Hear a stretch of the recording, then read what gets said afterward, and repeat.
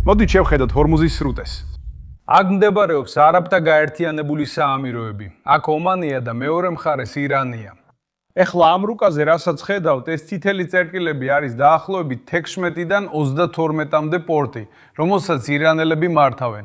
იქნება ეს აქ, სპარსეთის ყურეში, თუ აქ, ომანის ყურეში.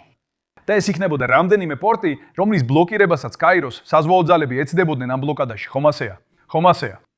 ირანის იძულების მცდელობისას ეს გუშინაც გაჩვენეთ.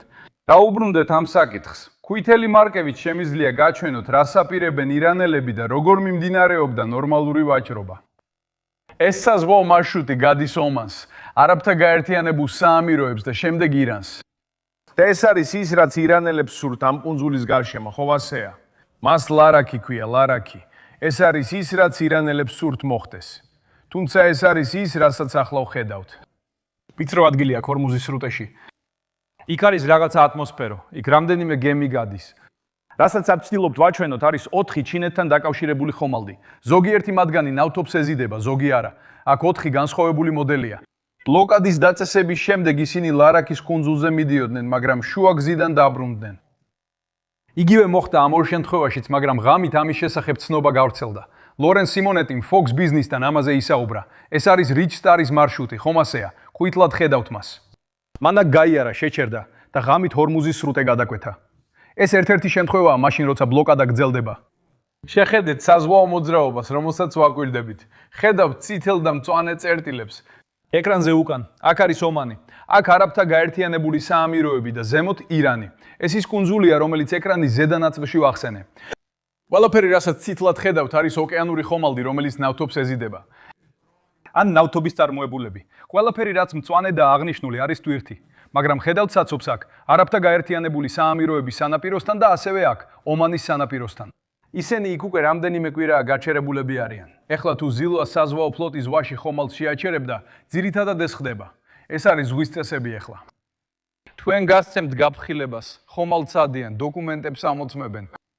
თუ ისინი გაივლიან, ყველაფერი რიგზეა. თუ ვერ გაივლიან, შეიძლება პრობლემები შეგვექნას. ხომალდზე შეიძლება ავიდნენ, მასზე ავლენ და დაათვალიერებენ. და ბოლოს ის ან დააკავებენ, ან გადაამისამართებენ, ან საბოლოოდ გაათავისუფლებენ. ეს არის ზილვა საზღვაო ძალების მოქმედი საზღვაო კანონები. კირკ ლიპოლდი, ყოფილი USS Police მეთაური, ახლა ჩვენთან ერთადაა. ბატონო, სასიამოვნოა თქვენი აქ ყოფნა. რას ვტოვებთ ამ ამბავში უყურადღებოთ? რა გვაკლია გასაგებად? ფიქრობ, ბილ, მთავარი სურათი, რაც უნდა გაითვალისწინო, არის ის, რომ საზღვაო ძალები ბლოკადას აწესებენ ჰორმუზის სრუტესა და ირანის პორტებზე. ეს ძალიან რთული ოპერაცია. ამის განსახორციელებლად ბევრი გემი არის საჭირო. არსებობს ბევრი მიწა ტერიტორია, რომელიც უნდა დაფაროს და თუ გვაქვს საჭირო ძალები, იმ შემთხვევაში თუ გადავწყვეთ, როგორც ზღვის სამართალთან დაკავშირებით ახსენე, რომ მოგვიწევს ამ გემების შეჩერება და შემოწმება, სპეციალური ჯგუფის გაგზავნა, რომელიც მზად იქნება ნებისმიერი სიტუაციისთვის, რადგან მათ არ ვენდობით, განსაკუთრებით ისინი, რომლებიც ირანულია. შემიძლია ვკითხო იმ ყველა გემზე, რომლებიც უკვე კვირებია იქ არიან. მაგალითად, ერთი სულელური კითხვა მაქვს, მაგრამ როგორ აქვს მათ მარაგები, რომ ყველაფერს გაუნკლავდნენ? კარგი, დანა, შესანიშნავი კითხვაა. ბევრს ძალიან ცოტა მარაგი აქვს და მეზღვაურები ძალიან ღელავენ, როგორ შეინარჩუნონ მარაგები. გემების მფლობელები ახლა კითხულობენ, როგორ მოვიპოვებთ საკვებს და როგორ შევინარჩუნებთ ამდენ გაჩერებულ ხომალდს, რომლებიც ასე დიდხანს ელოდებიან, როგორც სპარსეთის ყურეში, ასევე დიომაში. ამიტომ ვფიქრობ, რომ საზღვაო ძალები ამას ყურადღებით აკვირდებიან, ისე თანამშრომლობენ პარტნიორებთან საუდის არაბეთში, ომანში, არაბთა გაერთიანებულ საამიროებში, რათა უზრუნველყონ, რომ ამ გემებმა მიიღონ საჭირო მხარდაჭერა და ამ სხვადასხვა ქვეყნის მეზღვაურებს გაეწიოთ დახმარება. მაგრამ საბოლოო ჯამში ჩვენ, შეერთებული შტატების საზღვაო ძალები, უნდა ვაგებინოთ ირანს პასუხი თავისი ქმედებებისთვის და დავაბრუნოთ ისინი მოლაპარაკებების მაგიდასთან. უნდა შევინარჩუნოთ ზეწოლა მათზე, რადგან ეს ირანის რეჟიმს თვეში 13 მილიარდი დოლარი დაუჯდება. იმისთვის, რომ შევძლოთ ამ ბლოკადის შენარჩუნება. ისინი ვერ იღებენ ეკონომიკურ მხარდაჭერას, იმ მხარდაჭერას, რაც სჭირდებათ, მათი ეკონომიკა უკვე მერყეობდა, როცა ყველაფერი დაიწყო. ამიტომ მიუხედავად იმისა, რომ ყველა ამ გემზე ზემოქმედება ხდება, მათ მხარდაჭერა სჭირდებათ. და შეერთებული შტატები დიპლომატიური გზებით მუშაობს იმის უზრუნველსაყოფათად, რომ ეს მოხდეს. დავეთანხმებოდი იმას, რაც რამდენიმე წუთის წინ მოვიყვანე ციტატად, როცა ამ ოფიციალურმა პირმა თქვა, რომ ეს ბლოკადა ნამდვილად აშინებს ირანს, რადგან ის აღჭობს მათ ეკონომიკას. ცოტა ხნის წინ ბრაიანთან საუბრობდი. ეს ჭადრაგის თამაშია და თითოეული მოთამაშე თავის სვლას აკეთებს. ვფიქრობ ზოგჯერ 20 საათიან ჭრილში უყურებ მოვლენებს. ეს შახია და სწორედ ამას ხედავთ. თქვენც ასე ფიქრობთ? რა თქმა უნდა, ბილ, სინამდვილეში ვფიქრობ, რომ შეერთებული შტატები კიდევ უფრო შორს ფიქრობს. ეს მხოლოდ დაუყოვნებელი ზეწოლა არ არის, არამედ ისიც, რა მოხდება თუ ირანელები მართლაც დასხდებიან მოლაპარაკებების მაგიდასთან და დათანხმდებიან 4 მთავარ პუნქტს. არც ბირთვული პროგრამა, ან ცენტრიფუგები, არც მხარდაჭერა პროქსებისთვის, ჰორმუზის სრუტის გახსნა და ჩვენი იცი იმ მთავარ პუნქტების მხარდაჭერა, რომლებიც ტრამპმა დააწესა. ფიქრობ, როცა ამ ყველაფერს უყურებთ, ვცდილობთ წინასწარ განსაზღვროთ, როგორ შევასრულებთ ამ ქმედებებს და როგორ მოვახერხებთ მათ განხორციელებას.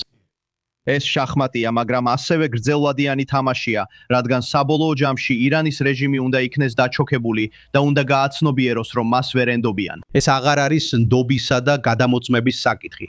საქმე იმაშია, რომ მათ იცრუეს, დამალეს ინფორმაცია და 47 წელია კლავე. მათი ქმედებები ყველაფერს იტყვის, როცა მოლაპარაკების მაგიდასთან დასხდებიან. ეს ასევე რისკის თამაშია. და პრეზიდენტმა ტრამპმა გუშინ ისაუბრა სხვა ქვეყნებზე, რომლებიც შესაძლოა დაეხმარონ. რა თქმა უნდა, ბატონო პრეზიდენტო, ელით თუ არა რომ სხვა ქვეყნები დაეხმარებიან ირანის და კონკრეტულად ამ ძალების დაბლოკვის მცდელობაში. დიახ, სხვა ქვეყნები დაეხმარებიან. რომელი ქვეყნები? გულწრფელად რო ვთქვათ, ჩვენ სხვა ქვეყნები არ გვჭირდება, მაგრამ მათ დახმარება შემოგთავაზეს. მოდით ესე დავტოვოთ, ალბათ ხვალ უფრო ნათელი იქნება. ეს ქვეყნები გვეხმარებიან, მაგრამ რა აზრი გაქვთ ჩინეთზე კონკრეტულად და როგორ შეუძლიათ ირანელებთან კულისებში მოქმედება? Tana, ორი რამ არის, რაშიც ჩინეთთან ძალიან ფრთხილად უნდა ვიყოთ. Primeiro, eles os apoiaram militarmente. ყველაზე დიდი საფრთხე, რომელიც კვლავ არსებობს, ის არის, რომ ჩინეთს საოცარი კიბერომისუნარი აქვს, ირანსაც აქვს ეს შესაძლებლობა, ის ფაქტი, რომ ისინი ამ შესაძლებლობის ნაწილს ერთმანეთს უზიარებენ, შემაშფოთებელია. Lembre-se, sobre o Estreito de ჰორმუზი განიხილება როგორც საერთაშორისო საზღვაო გზა და იქ თავისუფალი ნავიგაცია. იგივე ხდება ჩინეთთან დაკავშირებით სამხრეთ ჩინეთის ზღვაში, სადაც ირანმა შუა აღმოსავლო გარშემო პროქსი ჯგუფები განათავსა. ჩინეთმა კი საერთაშორისო სამართლის დარღვევით გაასამხედროა 9 და მალე 10 რეციფის ანტილოპეს ჩათვლით 10 კუნძული სამხრეთ ჩინეთის ზღვაში, რომლებიც უნარიანია ზღვის ტრანსპორტის შეწყვეტაში რეგიონში. ჩინეთი აკვირდება ისეუას და მსოფლიოს ქმედებებს იქ. 4 კვირით ადრე 3-მდე. ბოლო პუნქტი აქ. არ ვიცი, ნახეთ თუ არა ჯერი ბეიკერი Wall Street Journal-ში გუშინ. მან დაწერა მკაცრი სარედაქციო სტატია, სადაც ძირითადად ამტკიცებდა, რომ ეს ადმინისტრაცია იმპროვიზებულად მოქმედებს ამ ომში. თქვენ ეთანხმებით ამას? თუ თქვენ უფრო ხედავთ წარმოსახვის საჭიროებას იმის მიხედვით, რას აკეთებს თქვენი მტერი, თქვენი მოწინააღმდეგე. მე აბსოლუტურად არ ვეთანხმები ამას. ვფიქრობ, მათ ომის გეგმები წლებია მზად აქვთ, როგორც ცენტრალურ სარდლობაში, ასევე მეხუთე ფლოტის სარდალთან. eles estão exercitando isso. მაგრამ როგორც ნებისმიერ კონფლიქტში მაიკ ტაისონმა თქვა, ყველას აქვს გეგმა, სანამ მუშტს არ მიიღებს. რეალობა ისაა, რომ ცდილობდით ირანის რეჟიმს ბირთვულ პროგრამაზე უარი ეთქვა. საბოლოოდ მათ ეს არ გააკეთეს და ჩვენ ვერ გებით ამ ვითარებას. კონფლიქტის დროს ადაპტაცია მისი ნაწილია.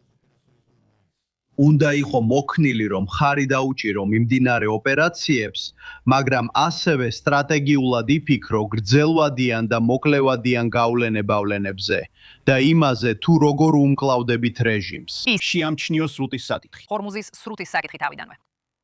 ჯერა იყო მოლოდინი, რომ ეს ასე სწრაფად არ მოხდებოდა და ირანი ასე არ რეაგირებდა მუქარით, ნაღმებით, სწრაფი ნავებით და სხვა საშუალებებით.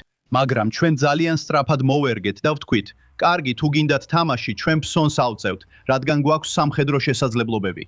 შესაძლებლობა ყველაფერი გამორთოთ, ირანის ეკონომიკა დავახჩოთ და შეუშალოთ ხელი მათი ძალების მომარაგებასა და შენარჩუნებას. და გარდა ამისა, უზრუნველყოთ, რომ მათი ეკონომიკა ფასს გადაიხდის. გმადლობთ თქვენი დროისთვის. გმადლობთ. მადლობა, რომ ესკოლის სარდლობაში მსახურობდით. დიახ, მადლობა. მადლობა, რომ დარეკეთ. დიდი მადლობა.